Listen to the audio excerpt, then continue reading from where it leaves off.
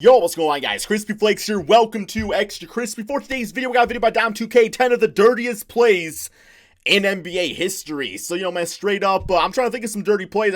There's a few that definitely come to mind. Let me know in the comment section below if you guys ever experienced, playing basketball yourself. What's, the dirtiest thing somebody's ever done to you? Did you ever, intentionally foul somebody with, the kind of the point of hurting them out there? I mean, I don't think I've ever tried to hurt anybody before, but, play a little dirty at times. I'll definitely be throwing some elbows around, especially try to get my rebound or something like that. So, check this out. Fans, Dom2K on the mic, and today we're talking about the most disgraceful part of basketball, dirty plays.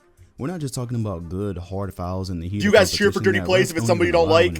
I try not to. I don't want to see nobody get hurt. Given the severity of the injuries these could result in, it's a bit of a surprise that they ever happen, but they've happened so much throughout history that I was actually able to make a list about 10 of the dirtiest plays in NBA history. And for your chance to yeah, that's right. Nash got his nose busted on that. SeatGeek app is the best way to get a good view. SeatGeek pulls tickets from all over. Yo, SeatGeek plug. Which is extremely helpful if you're in. And without further ado, let's begin the Damn, Blake, why are you gonna hurt him like that, man? My God! Back the hell off, bro! I will deck you, man. Number 14. 10, X-ray kick. X-ray kick? We're starting this list off with the most recent offense out of the 10 I have written down. We're also starting here because where every other foul on this list seemed to be completely intentional beyond a shadow of a doubt, I just can't rationalize why. Yo, Katie getting pissy right there. We all remember the Warriors OKC series of 2016, and things were going pretty well for the Thunder. The series was tied 1-1 coming into this moment. The Thunder were looking to extend their lead to 10 in what would eventually be a blowout. Here comes Draymond. All of a sudden, bam, Draymond. Bam, bro! Kick Steven Adams in his junk. Right in the Bama Diabio, bro. My God. Even though I question if it was actually intentional, that was a direct hit with a lot of power behind it. We all know. Whether it was intentional or not, it was a dirty play. What's even crazier about this is that not only did Draymond Green not get suspended. I never once played basketball like that, turned it over and then kicked my leg like that because of basketball reasons. That was a straight up intentional thing. He didn't even get kicked out of the game as he was only assessed a flagrant 1 foul. The Warriors were already struggling in that series, and the NBA knew a suspension. He didn't get kicked out, be sure to kick in. If you're wondering how he got spared, there's your answer. Number 9, NFL Street. Have any of you played the PlayStation 2 classic called NFL Street? Oh yeah. If not, I definitely recommend it. Also, sub to my second channel because I'm sure I'll be playing it there sooner or later.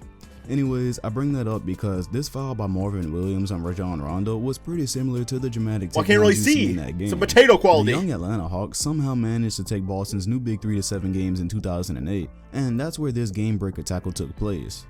Boston was up by damn near 30 as they finally seemed to take Atlanta seriously. Oh my God! So he grabbed Rajon Rondo around the neck with both arms. You can't do that! Him onto his back on a fast break. Williams was assessed a flagrant 2 foul for playing the wrong sport. Bro, that's a flagrant 7! And he got a 1-game suspension. Being that this was the last game of the Hawks season, he served it at the beginning of the 09 season. But man, can we just stop and acknowledge how incredibly dirty that play was? Really got him, bro. It ended up way worse, but luckily Boston went on to win the championship with their sacked quarterback healthy. Number 8. It was the only way I could guard him. So that's not an actual quote from Raja Bell. I just assumed that's what he was thinking when he blatantly tried to injure Kobe Bryant in Game 5 of the 06 playoffs. Kobe was putting up around 24 points a game on about 50% shooting when the Lakers had a 3-1 lead that D Brown out there? Playoffs. In the first elimination game, the Suns were finally back in control in the 4th quarter, and then Raja Bell decided to get revenge for something that didn't even happen. With about 10 minutes left in the 4th, Bell was viciously elbowed by Kobe Bryant. Ouch. The replay clearly shows there wasn't even contact. Sweet. Not ouch. What? Bro, you gotta be a fake ass bitch to pull that one, to be flopping like that. A bit later, oh my Kobe God. To drive to the rim, and still feeling the pain from that imaginary elbow 3 minutes earlier, Bell wrapped him up and tossed him to the floor. This play made no sense for a couple of reasons. First, he didn't do nothing to him. Warrant that retaliation. I mean, Kobe didn't do nothing to Bell, right? Second, the Suns were down 3-1 at this point, and Bell was a pretty important part of that series. They were already missing Amari Stoudemire, so risking suspension for a small moment of satisfaction didn't seem really logical. The only possible reason for it was that Bell was a self-proclaimed Kobe stopper, and he had some words about how Kobe was favorited by the refs and whatnot, so this was likely just Bell taking out some pent-up aggression. He gonna get the superstar call. Sorry, Bell. 6, and Kobe brushed the foul off like a boss anyways, but the Lakers still went on to lose the series, so I guess Bell got away with one there. Number 7. Falcon kick. The I love the names. joke is so popular that you might think he invented the entire kicking thing, but you've never seen him do this. Oh, not Bruce Bowen, the GOAT of dirty plays. Not yet anyways. Bruce Bowen was an amazing defender, but by some he did have the reputation of being a dirty player. Landing under Vince Carter multiple times was one thing, but this damn, Super man, Smash really Bros. trying to get him. Falcon kick to the face was an entirely different thing. In a game against the Wolves, he appeared to think about contesting a shot from Wally Zerbiak, but for some reason we can't determine, he led with his foot. Look, contesting what, a shot damn Mortal under Kombat Street somebody Fighters, what the hell? Because things happen so fast that you're literally kicking that man in the face, Bruce Bowen. What are you doing? You just kicked a man in his face. sometimes you may just accidentally end up stepping too close to them before they land. But Fair I've enough. never seen somebody lead with their foot to contest a shot. And just like in Super Smash Bros, that was a definite KO. I want to give Bowen the benefit of the doubt because even recently he's come out and denied that he was a dirty player. But a quick search shows you that he once ghetto stomped Chris Paul as well, so I don't know, I think I'm just going to leave that one up to you guys. Number 6. Salt. Andrew Bynum's career was really a flash in the pan. When he was on the court, he was actually pretty good, but unfortunately Until he went to that Philly, was knee overshadowed issues. by how much he was hurt, and how much he tried to hurt other people. He's got a few dirty plays, but nothing really beats the time he tried to break JJ Barea's neck. The Mavs dominated the 2011 playoffs, and for the Lakers who were eventually swept, there was no difference. In Game 4, they were down by 30 points, about to be eliminated before the finals for the first time since 2007. Bynum seemed pretty salty Steve Blake about fouling the like whole hell, thing, man. and as Barea drove down the lane, he just ran into him in midair, causing him to go flying. Easily one of the dirtiest plays ever, and he walked away from it all like he didn't even care about what. Why is none of the Mavericks trying to fight the man out there? You guys are up 3-0, big ass lead. Like, you could take us to small. I guess the Lakers, you know, because they're gonna get knocked out. So I guess the Dallas Mavericks don't want to risk suspension next round. But still, man, like was that Brian Cardinal out there? Get him out there, man, swinging a few punches. They ain't gonna miss him next series. What he just done. He took off his jersey as he was ejected, and since this was the Lakers' last game of the season, screw that, he man. got stuck with a 5-game suspension that actually turned into 4 since the upcoming season was a lockout year. Yeah, screw For him. whatever reason, Barea walked away unscathed, but that could have ended up way worse. Oh, and in case you didn't notice, that was an and 1. Talk about adding insult to injury. Number 5. Salty times 2. Uh-oh, round Charles mound. Barkley has never been known as a really level-headed guy. We see how impulsive he can be on TV, so imagine his actual playing days. In the 1994 NBA playoffs, the Suns were trying to make it back to the NBA Finals after being knocked off by the Chicago Bulls in the previous year.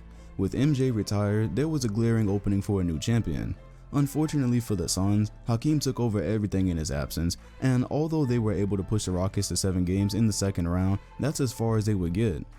Barkley didn't like this too much, and in a game and series that was already over, he took his frustration out on the man himself.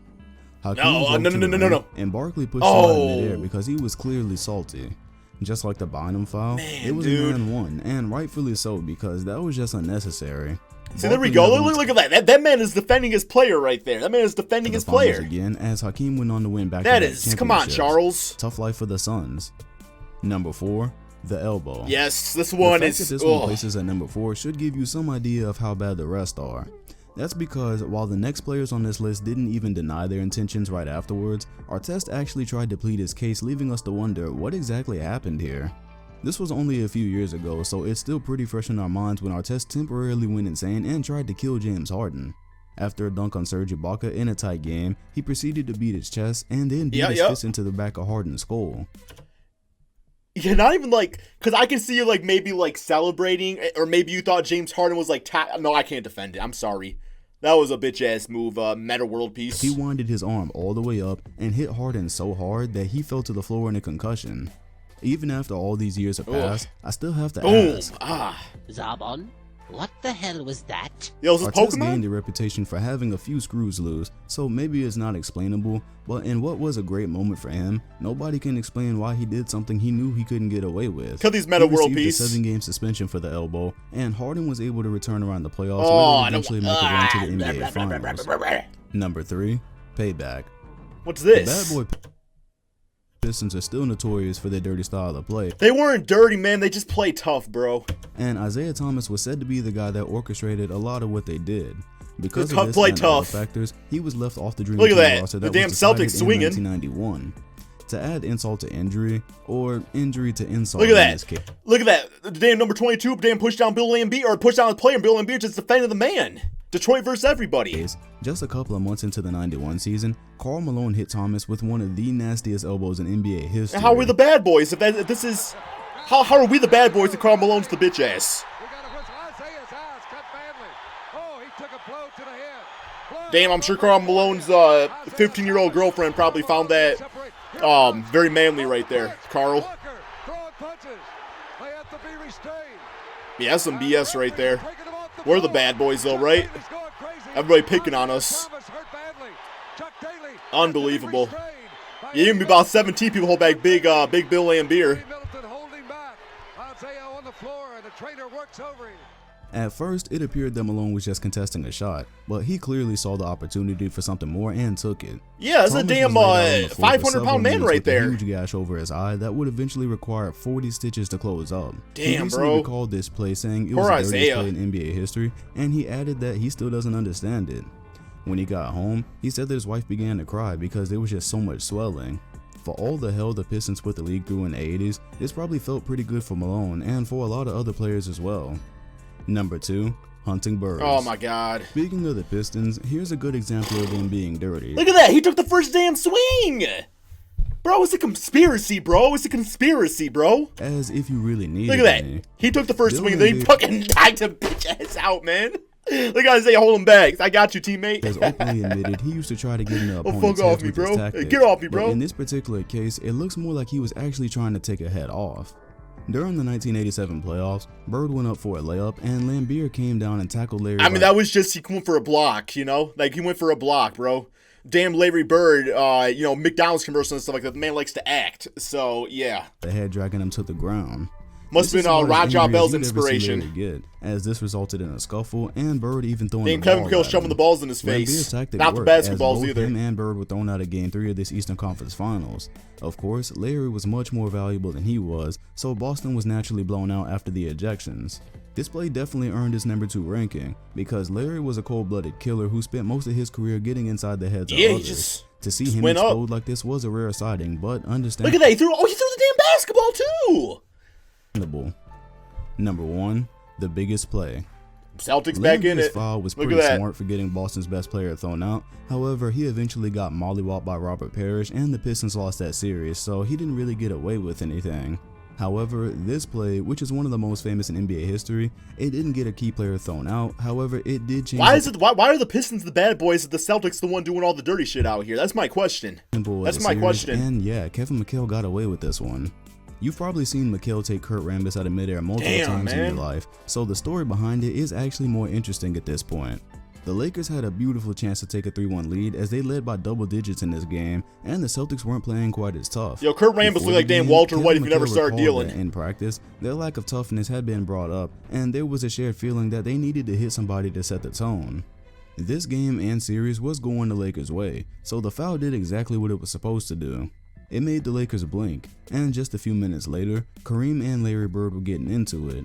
Eventually, the Celtics won that game and the series, in which Magic Johnson earned a temporary nickname, Tragic Johnson. Had that foul not have happened, the Lakers might have McGee's new won the name. series. No, he's been better. He's better now. Boston the edge they were missing, so one could argue that this was the biggest play of that finals. Oh, and peep Larry Bird coming in to help Kurt Rambis after his buddy clotheslined him. That's hilarious. And that's what I got for you guys today. Alright guys, that is the end of the video right there, man. I don't know. All I saw was just, you know, my Pistons getting taken down, bro. Damn swung at and just all sorts of things. But I guess we're the bad boys.